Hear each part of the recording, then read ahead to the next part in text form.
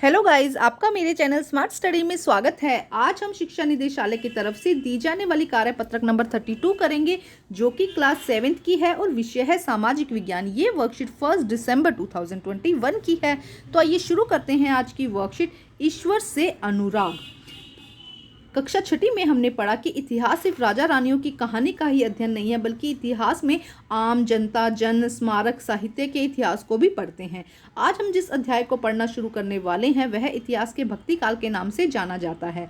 हम यह पता लगाने की कोशिश करेंगे कि इस समय संतों, लेखों, नारियों, विभिन्न जातियों, धर्मों के लोगों के जीवन कैसा था, विभिन्न दर्शन, जीवन पत्तियों में उनके विषय में क्या नजरिया था। तो देखो, 6th क्लास में हमने देखा कि जो इतिहास है सिर्फ राजा रानियों की कहानियां ही नहीं थी, हमारे जो स्मारक हैं, जन है, साहित्य है, वो भी इतिहास के अंतर्गत आता है। आज की जो वर्कशीट है उसमें हम भक्ति काल के बारे में पढ़ेंगे और हम ये पता लगाने की कोशिश करेंगे कि जो उस समय के लेखक थे, संत थे, उन नारियां थी, उनकी क्या सोच थी, उनकी क्या जीवन पद्धति थी, क्या दर्शन थे, उस बारे में आज की वर्कशीट में हम पढ़ेंगे। तो देखो क्या कहा गया है। आपने लोगों को पूजा करते हुए और भजन कीर्तन कव्वाली गाते हुए चुपचाप ईश्वर का नाम जपते हुए जरूर देखा होगा, और यह भी गौर किया होगा कि उनमें से कुछ तो इतने भाव विभोर हो जाते हैं कि उनकी आंखों में आंसू भर आते हैं। देखो, कई बार लोग इतनी लगन से पूजा पाठ करते हैं, भगवान का ध्यान लगाते हैं कि उनकी आंख भी भर आती है। ईश्वर के प्रति ऐसा भाव, गहरी भक्ति उस प्रकार की भक्ति और सूफी आंदोलन की देन है जिसको 8वीं शताब्दी से मध्य में उद्भव होने लगा था। तो ये सब कहाँ से उद्भव हुआ है? 8वीं शताब्दी में उद्भव हुआ था। इसी को भक्ति या सूफी आंदोलन भी कहते हैं। अब देखते हैं आगे की वर्कशीट में क्या कहा गया है। परमेश्वर का विचार। देखो क्या कहा गया है।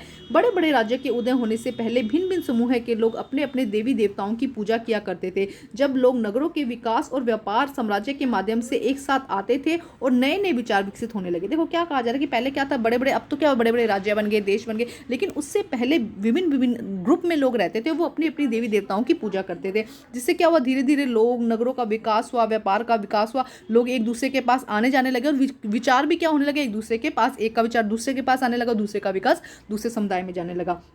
एक बात व्यापक रूप से स्वीकार की जाने लगी है कि सभी जीवधारी अच्छे और बुरे कर्म करते हुए जीवन, मरण और पूर्ण जीवन के अंतर चक्रों में गुजरते हैं। तो देखो, एक बात तो सच्चाई है कि जो एक व्यक्ति है, एक जीव है, वो अच्छे कर्म भी करता है, उसके लाइफ में बुरे कर्म भी होते हैं, तो वो एक जीवन चक्र चलता रहता है जिसमें जन्म, मरण और पूर्ण जीवन, सारी कथाएं आ जाती है उसके अंदर। यह विचार भी गहरे बैठ गया है कि सभी व्यक्ति जन्म के समय ही एक बराबर नहीं होते। यह मान्यता सामाजिक विशेषाधिकार, कुछ उच्च परिवार, ऊंची जाति में पैदा होने के कारण मिलती है, कुछ पांडित्य पूर्व ग्रंथों का विषय था। देखो, पहले की मान्यता ये थी कि कुछ, अभी तो देखो क्या कहा जाता है, जो बच्चा जन्मा है वो सब क्या है, इक्वल है। लेकिन पहले क्या कहा जाता था, कुछ उच्च जाति से हैं, कुछ नीच जाति से हैं। तो ये सब पहले की विचारधाराएं थी। अनेक ऐसे विचारों के कारण लोग बेचैन थे। अब लोगों को देखो, अब मन में विचार आने लगा कि भाई जो बच्चा भी जन्मा है वो उच्च जाति का कैसे हो सकता है या निम्न जाति का कैसे हो सकता है, जब जन्मा है तो सब क्या है, इक्वल ही है। इसी तरह लोगों के मन में विचार आने लगे और वो इससे बेचैन होने लगे। इसीलिए वे बौद्ध और जैन के उपदेशों की ओर उन्मुख हुए। अब उन्होंने क्या किया, अपना जो विचार थे, उन्हें कौन से विचार अच्छे लगने लगे, बुद्ध और जैन की, जिसमें क्या था, जिसके अनुसार व्यक्तिगत प्रयासों से सामाजिक अंतरों को दूर किया जा सकता है, कि व्यक्ति को उसके गुणों से देखा जाए, व्यक्तिगत प्रयासों से जो सामाजिक अंतर है ना, उच्च जाति या निम्न जाति, इनको दूर किया जा सकता है और पूर्ण जन्म के चक्रों से छुटकारा भी पाया जा सकता है। कुछ अन्य लोग परमेश्वर संबंधी इस विचार से भी आकर्षित हुए कि यदि मनुष्य भक्ति भाव से परमेश्वर की शरण में जाए तो परमेश्वर व्यक्ति को इस बंधन से मुक्त कर सकता है। श्रीमद् भगवत गीता में व्यक्त यह विचार सामान्य ईस्वी सन की प्रारंभिक शताब्दियों में लोकप्रिय हो गया। और उस समय देखो क्या, अब अभी तक तो ये बात थी उच्च जाति निम्न जाति, लेकिन जैन और बुद्ध धर्म के लोगों ने कहा ऐसा कुछ नहीं है, व्यक्तिगत अपने प्रयास करके, अपनी मेहनत से क्या कर सकता है, इन सामाजिक अंतरों को दूर कर सकता है। इसके साथ साथ ये भाव भी, लोग इसकी तरफ भी आकर्षित हुए कि अगर भक्ति भाव, सच्चे मन से पूजा की जाए, भक्ति भाव की जाए तो परमेश्वर की शरण में जाया जा सकता है और इन बंधनों से, उच्च जाति निम्न जाति, इन सब बंधनों से मुक्त हुआ जा सकता है। विश्व धार्मिक अनुसंधान में माध्यम में शिव, विष्णु, दुर्गा को परम देवी देवताओं के रूप में पूजा जाने लगा। कौन से? शिव, विष्णु और दुर्गा को परम देवी देवताओं के रूप में पूजा जाने लगा। साथ ही भिन्न भिन्न क्षेत्रों में पूजा जाने वाले देवी देवताओं को शिव, विष्णु, दुर्गा का ही रूप मानने लगा। जिससे मेन किसे माना गया, शिव, विष्णु और दुर्गा को। लेकिन अलग अलग क्षेत्रों में अलग अलग देवी देवताओं को पूजा जा रहा था तो उनको भी उनका ही रूप माना गया। स्थानीय मिथक और किस्से कहानियां पौराणिक कथाओं के अंग बन गए। सब क्या है, पौराणिक कथाएं हैं ये।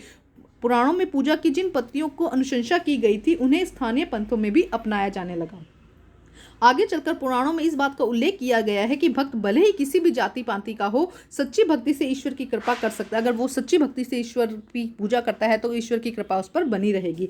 भक्ति की विचारधारा इतनी अधिक लोकप्रिय हो गई कि बौद्ध और जैन मतावलंबियों ने भी इन विश्वास को अपना लिया। अब ये एक्चुअली सच्चाई है ना, जैसे कर्म करोगे वैसे ही फल मिलेगा। तो इतनी ज़्यादा लोकप्रिय हुई जिससे कि बौद्ध और जैन जितने भी विचारधारा वाले लोग थे सब क्या हो गए, उन्होंने इसको अपना लिया।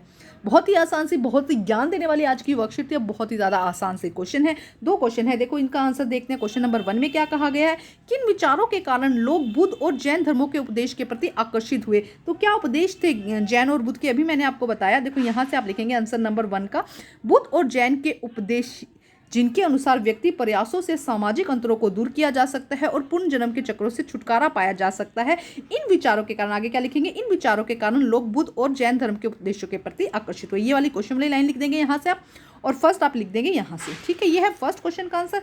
सेकंड क्वेश्चन देखते हैं अब, श्रीमद् भगवत गीता में व्यक्त परमेश्वर संबंधी किस विचार से लोग आकर्षित हुए थे। अभी बताया था कि मद् भगवत गीता में क्या कहा गया था। देखो यहाँ से आप आंसर लिखेंगे, आंसर नंबर 2 यहाँ से आ जाएगा।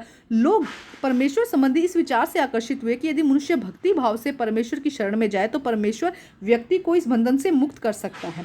यहाँ से लेके ये हो जाएगा सेकंड क्वेश्चन का आंसर। तो ये थी हमारी आज की बहुत ही आसान सी वर्कशीट को कंप्लीट करके अपने टीचर को ज़रूर चेक करवाइए और प्लीज़ मेरे चैनल को लाइक कीजिए, सब्सक्राइब कीजिए और शेयर कीजिए। Thank you guys.